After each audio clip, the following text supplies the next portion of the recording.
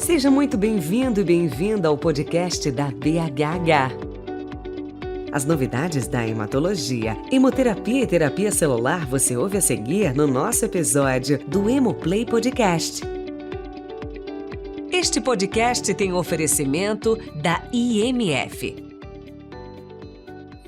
Olá, bem-vindo a mais um Hemoplay, nessa parceria Hemofamília, né? Que é uma parceria da International Myeloma Foundation Latin America com a BHH. E hoje, para o nosso bate-papo, eu estou recebendo a doutora Daniele Leão e nós vamos falar um pouquinho sobre o TMO. Obrigada por aceitar o nosso convite. Eu que agradeço, acho que é um prazer a gente poder esclarecer esse tema, que as pessoas têm tanta dúvida que é tão importante.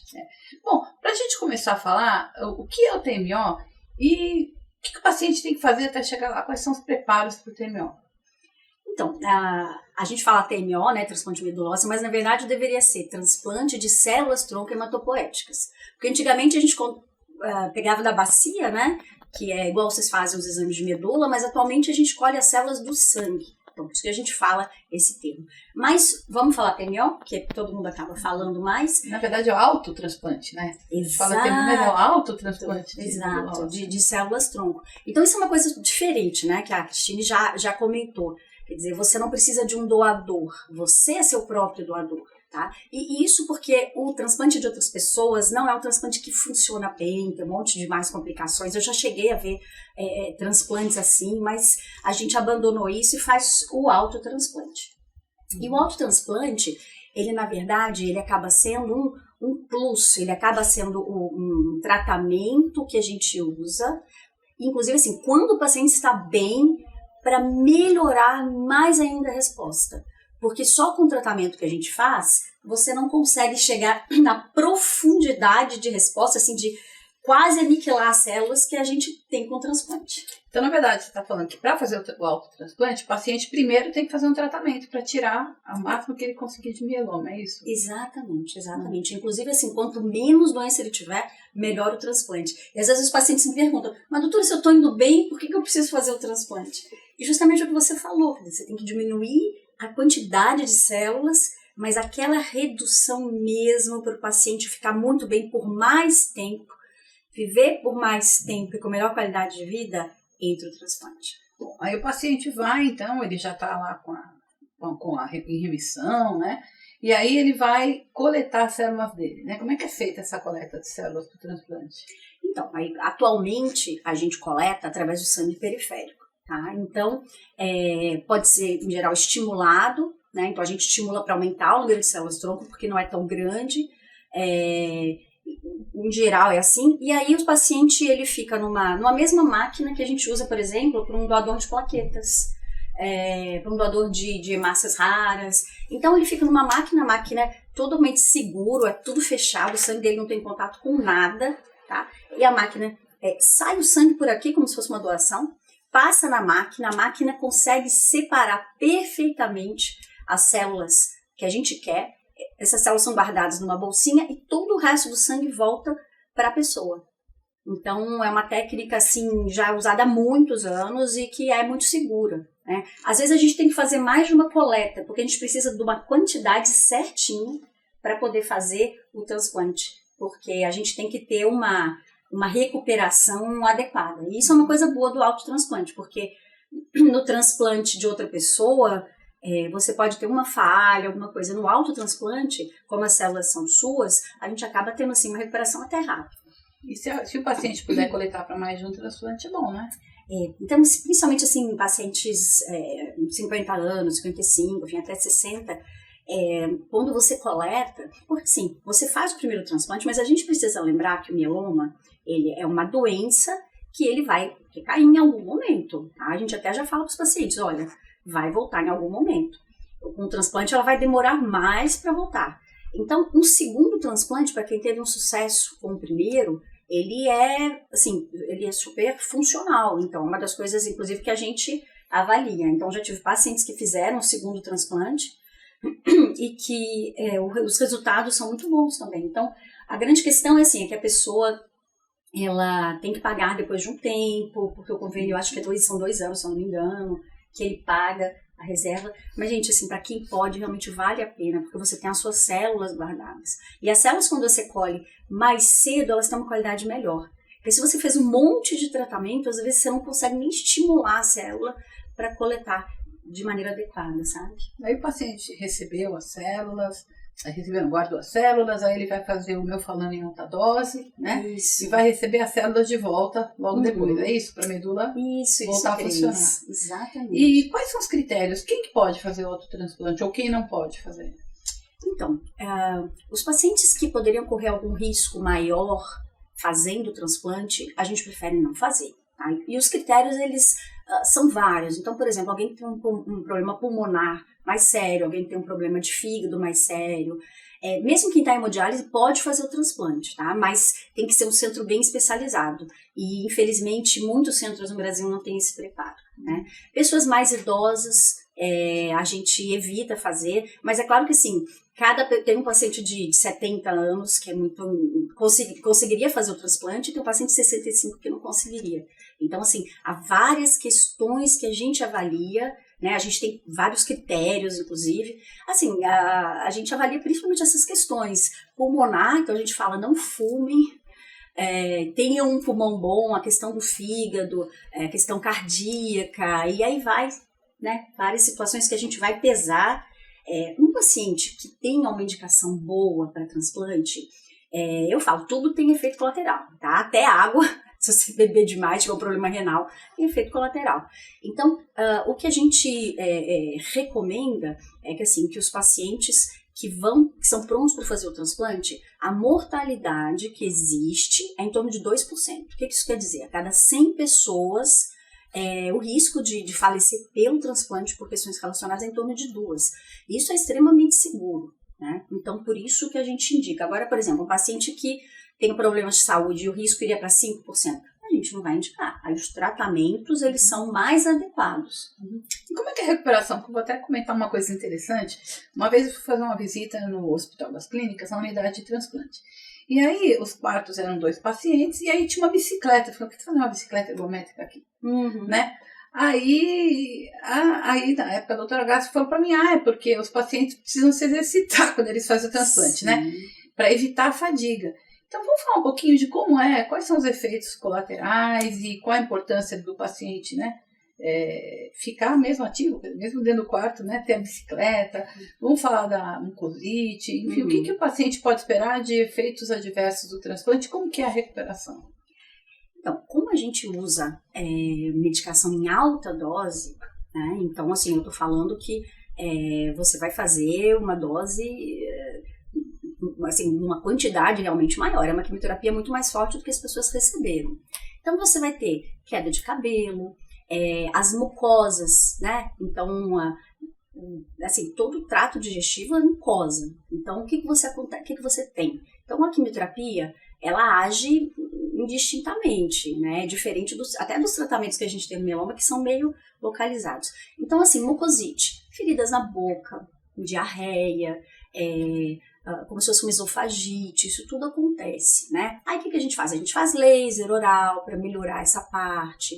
E é tão individual. Eu tive uma paciente agora que transplantou, zero, passou completamente, não teve nada. E tive pacientes que, assim, diarreia, sabe? Então, é extremamente variado e não tem como a gente prever, né? Então, a queda de cabelo, e o que acontece? Dá a fadiga. Então, a gente até recomenda, quem vai se preparar para o transplante, atividade física, fortalecer musculatura, a parte de alimentação, proteína, uma nutricionista ajuda muito. E durante o transplante, a gente realmente recomenda que as pessoas façam essa atividade física, até assim, fortalecer a parte pulmonar, melhorar a respiração, reduzir o risco de uma pneumonia. Então, esse tipo de coisa é importante.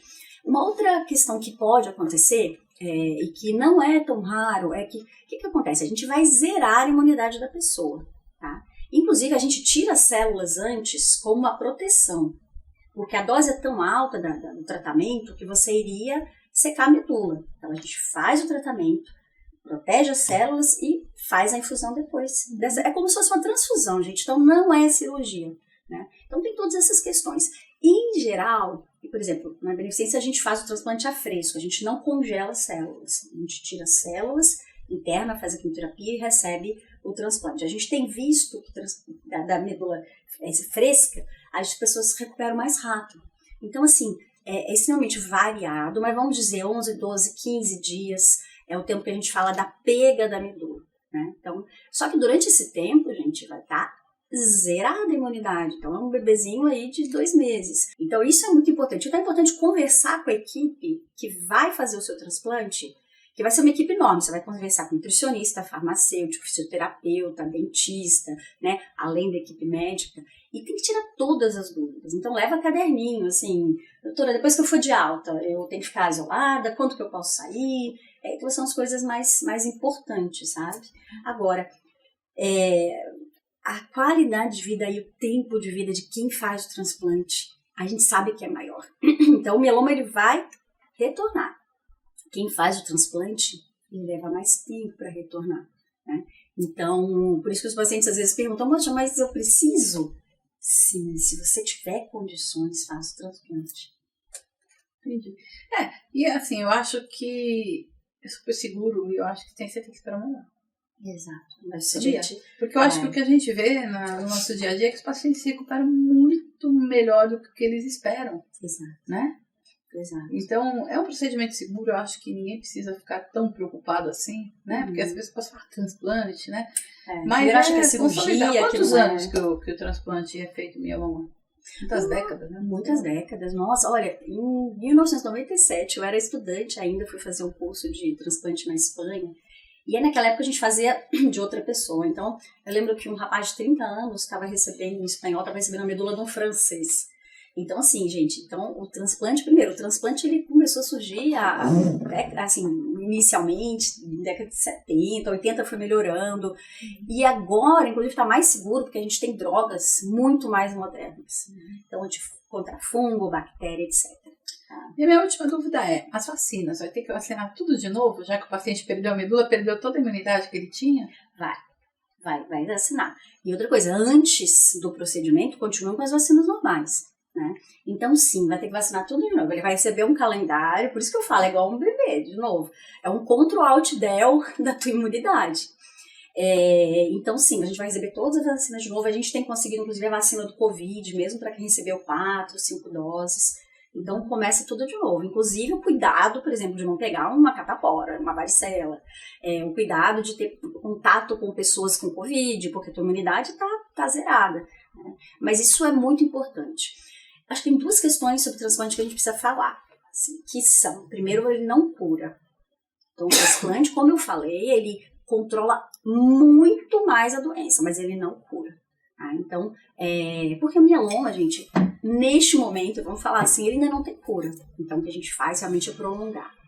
E assim, uma outra questão que eu acho que é importante a gente conversar é que quando você faz esse transplante, você tem que ter uma série de cuidados, né? Depois, mas a equipe é super preparada, em geral, você falou muito bem, as pessoas se recuperam muito mais rápido até do que elas imaginam. Então, eu acho que essas mensagens, elas são super importantes. Cuidado com a mão, né? Eu acho que álcool gel. Eu lembro que quando minha mãe fez o primeiro transplante, foi em 2001. Uhum. Eu lembro que não tinha álcool gel portátil, que nem tem hoje. Uhum. Então a gente ia comprar em distribuidora de produto hospitalar, comprar o frasquinho e colocar. Olha só. Meus filhos eram pequenininhos, então o álcool gel na nossa vida vem desde aquela época. E a gente sabe que é importante, né? Para quem vai fazer o transplante. Exato. E depois, né? Cuidar da mão. É muito importante, gente. Porque a maioria das infecções acabam sendo muito por contato. Né? Tem a questão aérea, mas as pessoas não estão usando máscara, então realmente o contato. E a gente bota a mão no rosto, a gente acaba. É impressionante. Inclusive, na época que a gente usava aquele face shield, né? De vez em quando a gente ia com a mão no rosto. Então a gente começa a perceber que várias vezes a gente vai mesmo. Você sabe o que a gente fez? A enfermeira lá, da minha mãe, Nito Rockville, ela pegava um tipo óleo essencial de peppermint, de hortelã. E ela punha no meu dedo e falava, você vai pôr um em cada dedo e vai deixar, né? Porque se você botar no olho ou no nariz, vai arder. Gente, quantas vezes... Aí quando eu cheguei no Brasil, eu dava o dedinho às crianças. Eu punha e falava, tá vendo? Não pode. E é incrível como a gente põe a mão no olho. Quantas vezes eu falo, meu Deus, tá queimando meu olho. E eu tinha posto a mão no olho sem perceber. Exatamente. É um cuidado maior que tem que ter. E depois de quanto tempo o paciente, assim, pode voltar à vida normal? Então, é um pouco variável, porque o paciente precisa recuperar, principalmente o que a gente chama de neutrófilos, né? Que são a primeira linha de defesa. Então, quando a medula pega, os pacientes já têm um número de neutrófilo bem melhor, plaqueta, recupera, mas depende um pouco individualmente aí de cada pessoa, né? Então, varia. Tem paciente que a gente fala 3 meses, 2 meses, tem paciente que às vezes leva um pouco mais, né? Então, é muito individual. A melhor coisa é começar com a sua equipe e assim, e eles vão te passando, olha, agora não dá, agora você já consegue, né? Então, uma informação importante também, Cris, a gente prepara mais ou menos esses 15 dias para recuperação, mas tem pessoas que precisam ficar mais, né? Então, a gente geralmente fala assim, que pode ficar 1 mês internado, porque a gente vai ter muitas vezes que completar os antibióticos. A pessoa está ótima, mas a gente precisa completar, né? Porque a imunidade não vai estar muito boa. Então, os primeiros 3 meses, a pessoa foi para casa, enfim, os primeiros 3 meses são os que a gente tem mais cuidado. Então, principalmente por esse tipo de infecção, porque a medula vai estar se regenerando, né? E a gente, aí as pessoas perguntam, mas se a minha medula, se não cura a doença, por que eu tenho que tirar a medula antes? Para proteger a medula desta quimioterapia. Então, isso é uma coisa que é importante a gente entender. Bom, mas é isso, gente. Eu acho que a gente tirou aí as principais dúvidas. A gente vai marcar outras lives, outras gravações com vocês, porque eu ouvi falar que tem até um tipo novo de meu falando que vem aí. Então, o transplante não vai perder o papel dele mesmo com as novas drogas, né? Não vai. Então, tem muita coisa pra gente falar, tá bom? Até a próxima. Obrigada. Obrigada, Cris. Obrigada a vocês. Viu? E até a próxima oportunidade. É um prazer ter você ainda mais perto da BHH. Com acesso a muita informação sobre as especialidades e diversos temas pertinentes na voz de quem entende. Este podcast teve o oferecimento da IMF.